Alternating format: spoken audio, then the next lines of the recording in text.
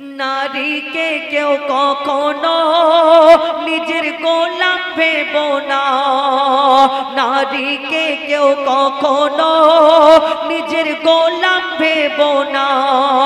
নারী ছাড়া এই দুনিয়ায় কেউ আসতে পারে না, নারী ছাড়া এই দুনিয়ায় কেউ আসতে পারে না।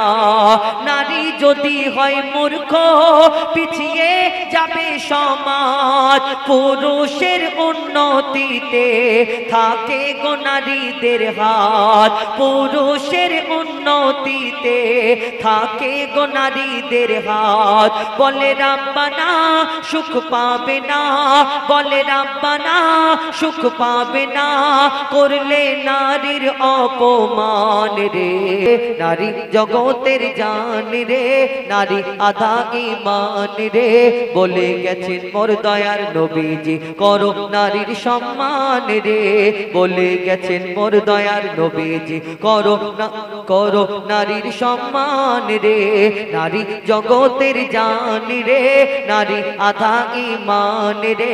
বলে গেছেন মোর দয়ার নবীজি করো নারীর সম্মান রে, বলে গেছেন মোর দয়ার নবীজি করো নারীর সম্মান রে।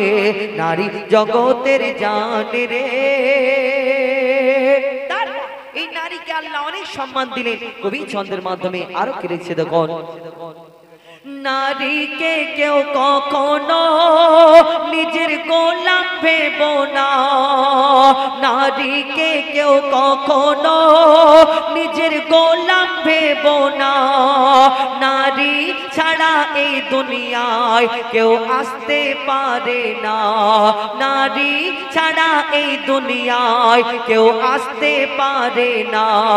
নারী যদি হয় মূর্খ পিছিয়ে যাবে সমাজ, পুরুষের উন্নতিতে থাকে গো নারীদের হাত, পুরুষের উন্নতিতে থাকে গো নারীদের হাত। বলে রাব্বানা সুখ পাবে না, বলে রাব্বানা সুখ পাবে না, করলে নারীর অপমান রে।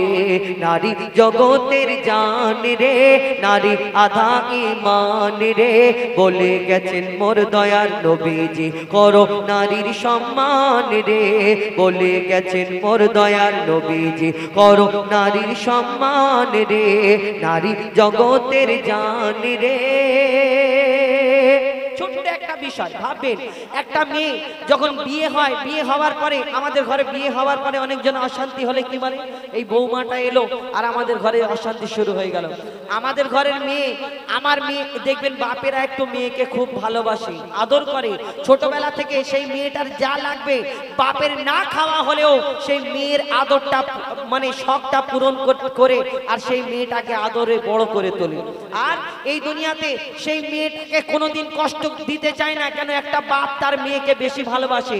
আর এই দুনিয়াতে কোনো মেয়ে যদি শ্বশুর বাড়ি গিয়ে কষ্ট পায়, তার বাপের মনটা কত কষ্ট হয় যে আমি আমার মেয়েকে জীবনে কোনোদিন একটা জায়গায় কোনোদিন কমি রাখিনি, আর সেই মেয়েটা শ্বশুর বাড়ি গিয়ে কত কষ্ট পাচ্ছে। বাপের মনটা ছটফট করে, বাপের মনটা কাঁদে, মায়ের মনটা কাঁদে, ভাইয়ের মনটা কাঁদে, আমার বোনটা শ্বশুর বাড়ি গিয়ে কষ্ট পাচ্ছে। কিন্তু এই দুনিয়াতে আমরা অন্যজনের মেয়েকে যখন আমরা জ্বালা যন্ত্রণা দিই, অনেকজনা দেয়, সবাই পাঁচটা আঙ্গুল ভালো নয়, এই পাঁচটা আঙ্গুল সমান নয়। এই দুনিয়াতে আমরা অনেকজনা যখন দেখি পরের মেয়েকে যদি জ্বালা যন্ত্রণা দিই, তাহলে আমাদের এই দুনিয়াতে তার বাপ আমাদের ঘরের মেয়ে যদি কষ্ট পায় আমাদের মনটা কাঁদে না, আব্বার কষ্ট হয়। কিন্তু তোমার ঘরের মেয়ে যদি কষ্ট হয়, তুমি যদি কষ্ট পাও, তাহলে অন্যজনের মেয়েকে যদি তুমি কষ্ট দাও, তারও তো বাপ আছে, তারও ভাই আছে, তারও মা আছে, তাদেরও মনে কষ্ট হয়। এই কথাটা যদি আমরা সবাই মিলে ভেবে নিই, তাহলে জীবনে কোনোদিন অশান্তি হবে না। কবি ছন্দের মাধ্যমে সেই সম্পর্কে আরো কে লিখছে দেখুন।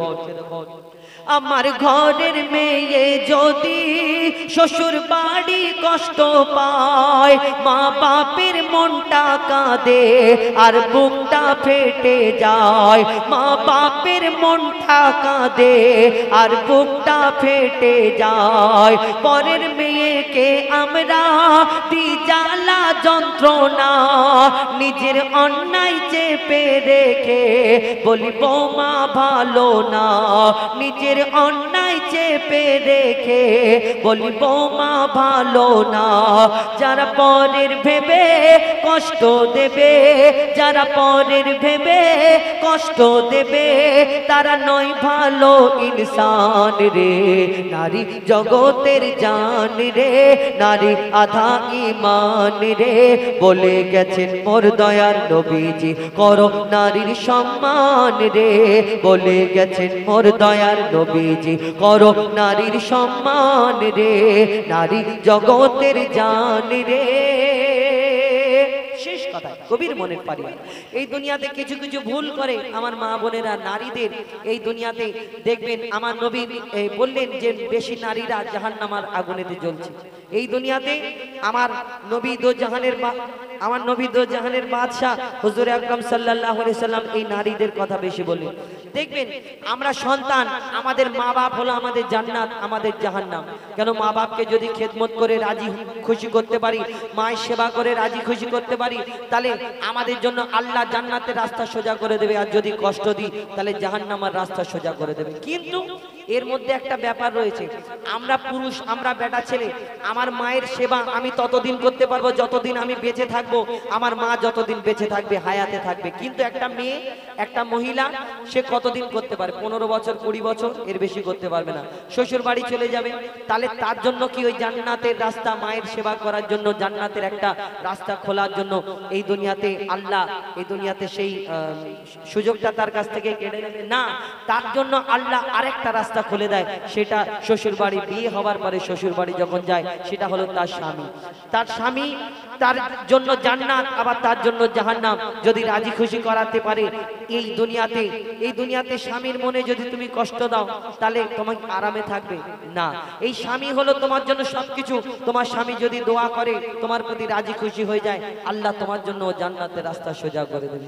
কিন্তু আগেকারের মায়েরা কেমন ছিল? এখন ডিজিটাল যুগ, ওই ছোট ছোট শর্ট ভিডিওর মাধ্যমে আমাদের মাথায় অনেক কিছু ঢুকে যাচ্ছে, আমরা মডার্ন হয়ে যাচ্ছি। আগেকারের নারীরা কিরকম ছিল? বাইরে থেকে যদি কেউ ওই কাজ কাম করে আসে, স্বামীরা একটু হাওয়া করত, একটু পানি দিত, সামনে গামছা দিত এবং কত সেবা করত, খেদমত করত। এখন যদি কোনো জায়গায় যাবার সময় বলে হ্যাঁ গো ওই এই বলে বাচ্চার নাম করে বলে মা ওই আমার এই জিনিসটা কোথায় আছে গো, যখন বলে তখন আমার মায়েরা কি বলে, হ্যাঁ তোমার হাত নেই, চোখ নেই, দেখতে পারো না, চোখে কানা হয়ে গেছো। বলো এই দুনিয়াতে তুমি মডার্ন হয়ে যাচ্ছ, কত কি ভাষা হচ্ছে। কিন্তু যখন কবরের মধ্যে শোয়ানো হবে, বিচার হবে, তোমার সেই সময় যখন সেই সময় বুঝতে পারবে যে এই স্বামীর খেদমত যদি করতে পারতাম, মনে করে আল্লাহ একবার সুযোগ দাও, ওই স্বামীর পা জড়িয়ে ধরে পড়ে থাকবো। আল্লাহ সুযোগ দেবে না। কবি ছন্দের মাধ্যমে শেষ সম্পর্কে শেষ কথায় কবির মনের আরজু লিখছে, দেখুন মা বোনেদের কাছে করি আমরা আবেদন, তোমার পিতা আর স্বামী পাবে সম্মান, ভালো হলে তোমার চাল চলন, যতই থাক না তোমার আমল, যতই হও না পরহেজগার, যতই থাক না তোমার আমল, যতই হও না পরহেজগার, মঈদুল ইসলাম বলে যায় তোর সব কিছু বেকার, মঈদুল ইসলাম বলে যায় তোর সব কিছু বেকার। কেন? স্বামীর মনে কষ্ট দিলে, স্বামীর মনে কষ্ট দিলে যাবি সোজা জাহান্নাম রে। নারী জগতের জান রে, নারী আধা ঈমান রে। বলে গেছেন মোর দয়ার নবীজি করো নারীর সম্মান রে। বলে গেছেন মোর দয়ার নবীজি করো নারীর সম্মান রে।